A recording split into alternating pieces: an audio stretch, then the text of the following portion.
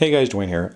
This is going to be a little bit of a different video. I just wanted to basically kind of ramble on a topic that I've been thinking about because of some of the comments that have been coming in lately, and it made me think about my situation whenever I first started, when this whole thing first started out. Now, in the beginning of my situation, I was really frustrated with how it just seemed unfair. The system seems to be stacked against you, and it seems like no matter what happens, it's just you're struggling and you're fighting and clawing your way to try to get, even part of what you think might be fair. Now, when you're dealing with a toxic person or a narcissistic person, and when all they're driven by is their need to win and to get their needs met, and they have no, they don't care what happens to you, it's really tough because there is no fairness in it. Now, the problem with that is that you can get stuck in a really angry, bitter state for a really long time. And that's kind of what happened with me at the beginning stages of this. I was angry. I mean, it was just, the whole situation was completely overwhelming.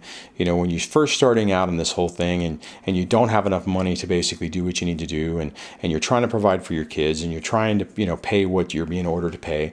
And you're just watching everything that you've built just basically be destroyed and ripped away from you. It's really tough to deal with. And the really scary part about this is it's a common theme.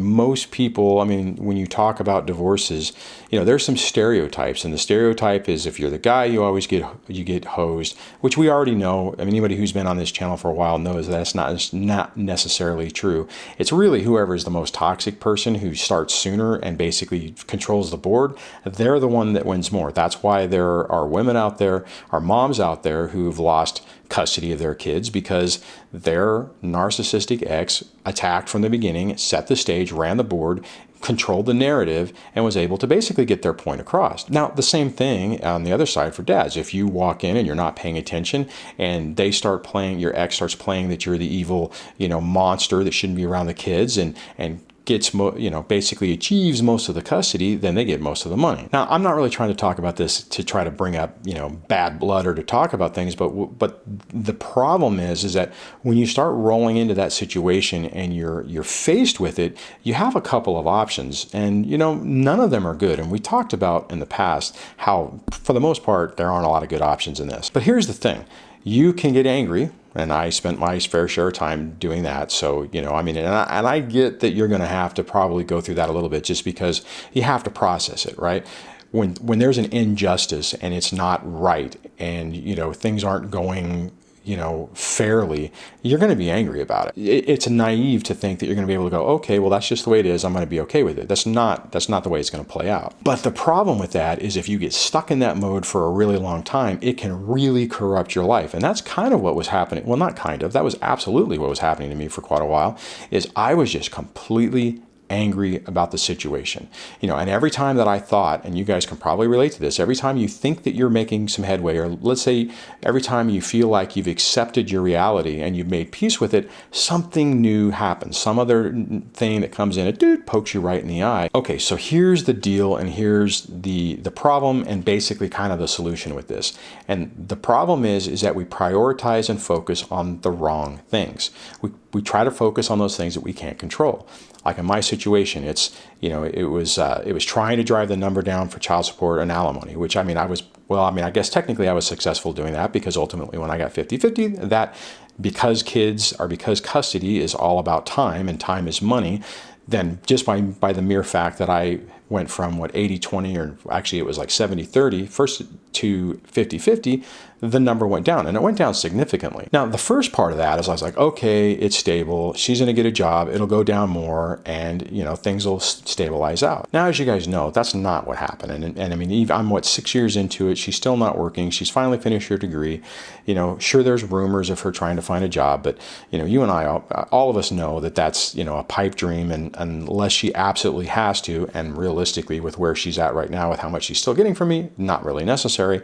So it's not going to be something that's going to be high on her list. And the problem is I focused on that for a really long time. I was really focused on that for a long time. I was just waiting until I could go and try to get the numbers changed and stuff like that. The problem is it kept me in that bitter, angry state. And after a while, whenever you've basically exhausted all your options or you've run out of money, you have two fundamental choices. You can choose to stay angry, or you can choose to focus on something else. You can choose to prioritize something else. Now, in my situation, I started focusing more on my kids because, that was the priority. And by doing that and starting to implement some of the things I've talked about on other channels, like, hybrid no contact and absolute thinking and black hole thinking, it got to the point where I could stop thinking, I could stop being angry and bitter about those things and start focusing my energy on something different, something positive. And see, that's where the fundamental change really starts to happen. It's whenever you can start to let go of that anger and bitterness and start putting your energy into something more positive, like your kids or your future. It's really weird, but they just start to change. Things start to get better. Your perspective changes, and the things that bothered you, a month ago or 6 months ago. And that's really the critical part. That's really one of the first areas of starting to get better on this. Now, do I still wish that she was working? Yeah, absolutely. Do I wish that the child support numbers would go down? Absolutely. That would give me more money to do stuff with the kids. It would give me more money to pay off bills.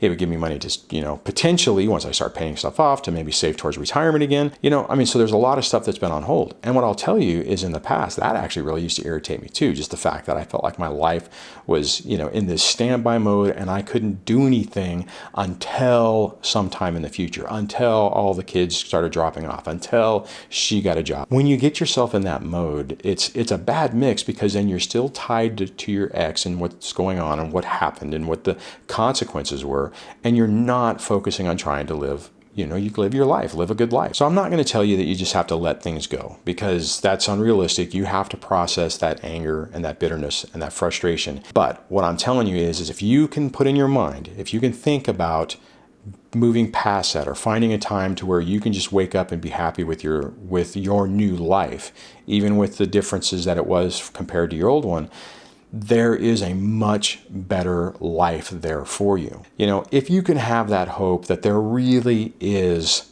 a recovery coming forward, or there really is a chance for you to find some peace and find some happiness. Hopefully, if you're struggling with this, and if you're struggling at this in the beginning stages, you're not going to be able to implement that right now. All I want to do is plant the seed in your mind that it's possible, that there may be a day that you're not angry about this anymore, or that it may not affect you the same way. All right, I'm going to wrap this video up. If you want to add to the discussion about maybe how you're struggling, or maybe actually what would be even better if they could share their transition from whenever they went from being bitter to things change, things fundamentally changing in their own mind.